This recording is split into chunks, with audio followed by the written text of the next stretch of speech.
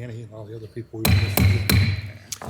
Adrian N. Breitfelder, City Clerk, you are hereby directed to call a special session of the City Council to be held on Monday, February 20th, 2023 at 6 p.m. in the historic Federal Building for the purpose of conducting a work session on Travel Dubuque. Thank you. Good evening, and welcome to a special session of the Dubuque City Council for February 20th, 2023. As a reminder to viewers and listeners, due to the nature of tonight's meeting topic, public input is not accepted. However, you may contact the City Council directly from the city's webpage at www.cityofdubuque.org/council-contacts. Attendance for the session is as follows. Mayor Kavanaugh? Here. Council members Jones? Here. Rusnick? Here. Roussel? Here. Sprank? Here. Wethel? Here. City Manager Van Milligan? Here. And City Attorney Brumwell? Here. Thank you. Our work session topic is the Travel Dubuque Annual Update. I will turn it over to Travel Dubuque President and CEO Keith Ray.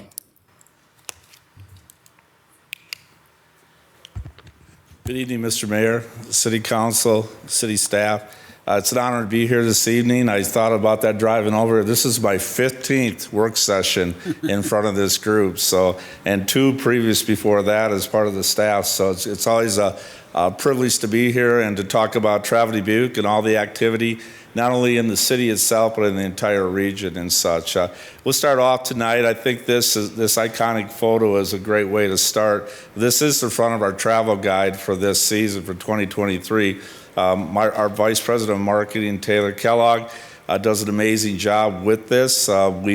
She has won the top travel guide for the state of Iowa 3 out of the last 7 years, and I think we've got a really good chance again this year. But it's always I think it's just tremendous when you look at this photo and that where Iowa started, and that's who Dubuque is. And as we continue to be the premier destination, not only in the state of Iowa, but throughout the entire region. Just once again, a little brief overlay in regards to Dubuque. All you are very familiar with it, but it's something that we take great pride in, with us being the oldest community in the state. Once again, where Iowa started. And we see that all the time. We hear that all the time from our guests, the amazing architecture, all the beautiful vistas and such. And we are very aware of that. And I think we do a very good job of marketing that as Dubuque and Dubuque County being a unique destination for people from all over the world. This is our mission statement. And I think, once again, our organization and my staff take a great deal of pride in this to lead tourism destination promotion and development to enhance and expand the Dubuque area experience. And that continues to grow on a yearly basis. This is our staff. I'm blessed to work with an absolutely amazing staff, and incredibly dedicated. Many of you know this group. They've been with me a long time for the most part. They come to work. They do an amazing job of selling, marketing, and promoting our region. We've got Sarah Hanton, the Vice President of Operations, Julie Kronlogge, Vice President of Sales, Taylor Kellogg, a new addition, I'll speak a little bit that more in the presentation, Carrie Kelker, Becky Karkeek, Willie Tigas is an amazing young man, does our content marketing. Michelle Ray oversees our Welcome Center, and then we've got a new young guy coming on in mid-April to early May, and Noah Westoff. One of my longtime staff members, Tyler Doherty, was with us for 11 years, kind of my right-hand person in regards to everything from events to sports. He was very proud. He was able to get the president and CEO position in Casper, Wyoming. And he's out there. I talked to him on Friday. He said, it really snows a lot out there and the wind never quits blowing. But he's doing very well, and we're very proud of him, and he'll do a great job out there. So I just want to do, as always, kind of give some highlights in regards to what has happened so far through this fiscal year, and then what we're looking at coming up when we go into this summer and into next fall and such. I think one of the biggest things that we have seen over the last couple of years, and all of you are very aware of it, is the riverboat traffic. Obviously, we've had excursion boats here. We've been blessed with that. That's another avenue of getting guests in here from not only around the United States, but around the world. But we really, over the last few years, this has just exploded. and you can see the total number of passengers and dockings for this past fiscal year. Our staff works directly with all these boats, as many of you know. We coordinate all the ground excursions. When you see all the different buses throughout the region, and when they pull in, our staff is doing that. Now we coordinate all the step-on guides. So when we get into the fall like that, we have over 30 step-on guides, and we're very proud of that. It's a lot of individuals that are some retired, but they really want to really showcase the community, and they do a great job with it. We hear nothing but just praise for our guides and such. And Julie and Becky do a great job of coordinating all this and showcasing the downtown Dubuque area, showcasing Dubuque as a whole, taking guests all the way out to the Field of Dreams and showing them that, and also taking them to Galena and such. So this is a market that continues to grow and expand, and it's absolutely amazing. And this would have been, I thought, coming out of COVID 3 years ago, that this would have been one of the slowest things to come back, and actually has been the fastest element to come back from individual and couple traffic. So this next year, we've got 2 new ships will dock in Dubuque, and they will be the American Serenade and American Heritage. And both ships are part of the American Cruise Line fleet. And we're estimating 123 stops will take place in 2023, very close to what we had this previous year. Hopefully the river level is going to be a little bit higher this year so they can all get in down to the American Trust Plaza and dock there. But a lot of you were down there this year when Viking came in for the first time, and thank you, City, for everything you did to make that a reality. Stuff had to be done quickly, and the city stepped up, as they always do, and helped make that happen. But just the crowd that was down there looking, watching the boats and such was significant. And it was funny because I was able to be on the Viking when they first were there that day. I had to speak to the guest, and it was about 10 to 6, and they were supposed to leave at 6 o'clock. And there was about 300 people in this area were asking questions about the region and everything like that. And the one gentleman told me, who's with Viking, he says, "You're going to have to get off here or you're going to go south with it." I said, "Oh, that's okay." I'll let my wife know that. But when I got off the boat, the passengers were standing on the front, and they go, "It's amazing. They're treating us like we're celebrities because they're on that maiden cruise," because there was like 1,000 people on the shoreline cheering and yelling to them and stuff like that. It was just great to see, and was very impressive, not only for myself, but obviously the guests on the boats. The other big thing that happened, obviously, this season was the second Field of Dreams game. We hosted the Chicago Cubs and Cincinnati Reds August 11th. It was 3.4 million people watched the game. Unique. It was once again the highest viewed regular season game of this year. Not only that game was a huge success, but Major League Baseball obviously recognized after 21 how significant that entire activity was, and they expanded on that. On the Tuesday before, they had a minor league game between the Cedar Rapids Colonels and the Quad City River Bandits. That sold out in 2 days. Another 8,000 people were there as part of all of that activity. We added to the entire experience by growing a variety of different things, from a charity golf outing to a lot of other events that brought people into the region, and the people that were here just gave them more reason to stay and really enjoy and such. So a lot of amazing things went on with that game. I know some of you had the opportunity to be out there. I will take credit for that big moon that was coming up over the east of the stadium, just like I took credit for the sunset the year before, but not the rain. So, but that's just something, that event it just continues to give our region an immense amount of marketing, branding. People from all over, when I see them wherever I'm at, they want to talk about this, and just what that does for our area and how it showcases our region as just a tremendous place, not only to come and visit, but a potential place to come and live. And that brings me to, as you know, I was in earlier last spring in regards to the project that we've got going on out at the field.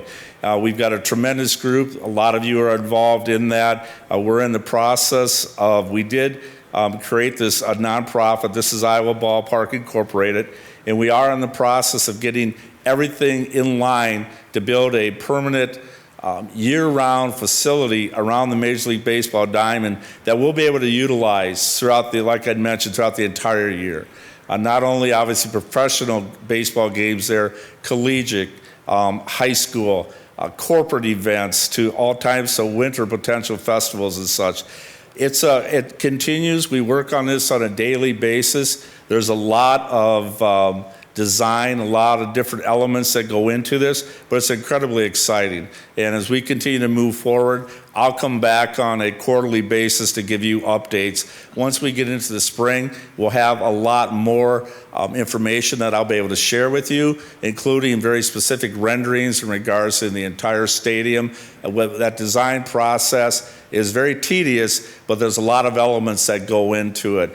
Our goal, once again, is to make this a year-round destination that people can come throughout. When January, February, we'll have events out there, and not only, obviously the baseball and softball during the season, potential concerts and a lot of other activities. So it's very exciting, and there's a lot, like I said, and I'll say it again, there's a tremendous amount of detail and a lot of work that goes into this. But we've got a great group, a 10-person nonprofit board, and a lot of time and effort going in to oversee this. Our marketing efforts, the analytics for this past year, like I said, I think one of the biggest things that makes us so successful, besides incredibly dedicated, is Taylor Kellogg, her marketing efforts in bringing Willie Tigas on board. A very talented young man, has the ability, has a really solid pulse in regards to social media, what that looks like, what we need to be a viable player in that, and I'm thrilled with his efforts and Taylor's efforts in regards to what they do. It's a two-person marketing team. We don't have a huge budget in regards to marketing, but the analytics are significant, as you can see here, just in regards to 2022 and what we've accomplished. Our marketing efforts going forward, you can read through these. I'm not going to. It's just, once again, they're very in tune in regards to what we need to do as an area, as a unique destination, to really get our voice out there and who we are as a community. And I look at this as Sundown. That's another entity. When I talked about the riverboats coming back so strong after 2020, I had the ability to be out at Sundown this last Saturday and mobbed. I mean, they have done and continue to do so well over the last 2 to 3 years. It's just absolutely amazing.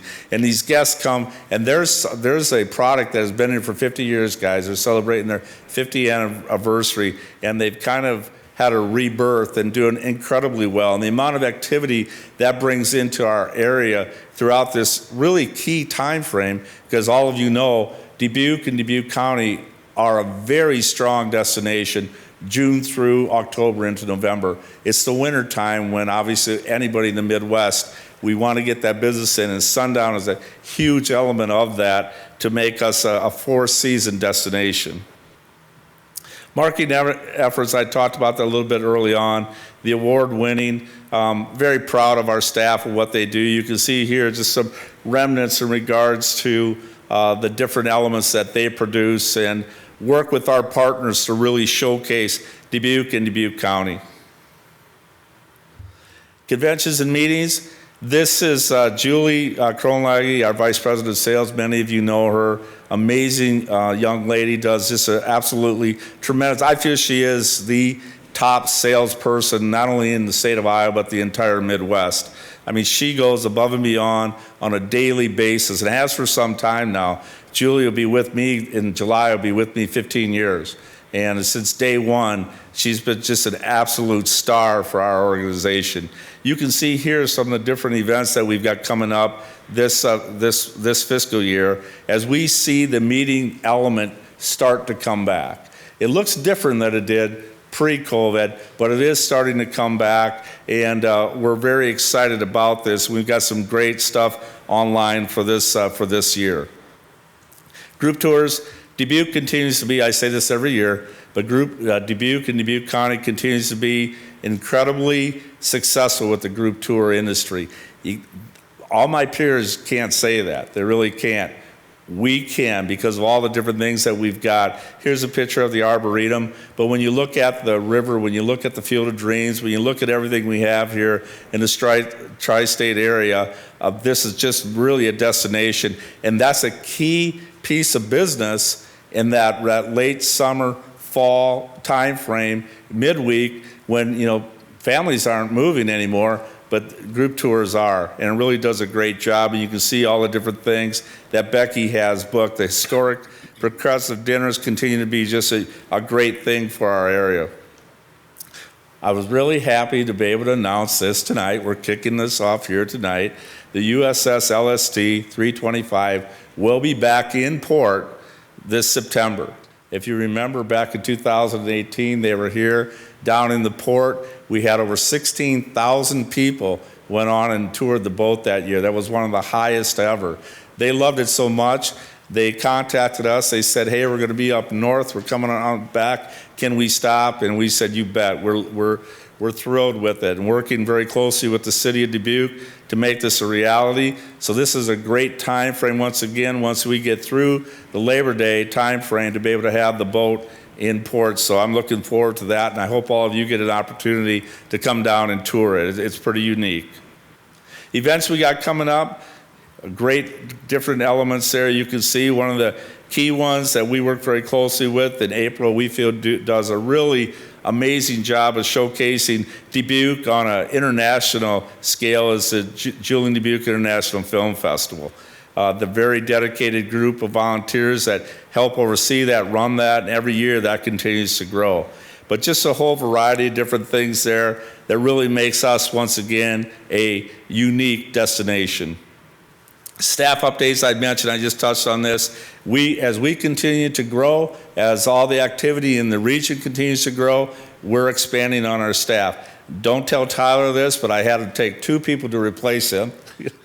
But that's just because of who we are and our expansion. I mentioned about Willie, and then we're thrilled to have Carrie Kelker be able to, a talent like that, to bring her on board. Carrie's got over 25 years in the tourism industry, and all of her connections, not only throughout the state of Iowa, but the entire region, is going to really help Travel Dubuque. Noah Westhoff, we're just a great young man. He interned for us last year for the Major League Baseball game and all the other activity. Honestly, over the 30-some years that I've been doing this, I've had a number of interns. He's probably one of the finest ones we've ever had. He's a senior down at the University of Iowa. We'll be graduating here in May, and he'll be coming on full-time at that time. And I can't wait because I'm kind of pinch hitting and doing a lot of his stuff right now. And I'm looking forward to Noah being in the office. So here are some of the results of the tourism industry impact that has been reported to date. This is a travel-related expenditures graph, and this is kind of really our Bible. I know I've shown this to you throughout the years. This is the information that's provided to us by the state of Iowa, and this for us really shows, from my purposes, just a significant impact that the tourism industry does for Dubuque County. These numbers are for Dubuque County, but obviously Dubuque being the largest player, the brunt of that is created here, but just a significant, increase when you look at year to year. Like I always say, when the port came online, obviously in about 2003, and just that we're not showing that here, but just every year how we're continuing to see this economic growth from travel-related income here in the county. Hotel motel occupancy, we continue to see that come back to almost pre-COVID numbers. We were at just about 58%, and that's just a little under where we were pre-COVID. But what we have seen with the hotels is the average daily rate has gone up, and that helps, from a hotel motel tax and that stuff. And that's not only here in Dubuque. Pretty much that's throughout the Midwest. We're hearing that from all my peers throughout this about 8-state region.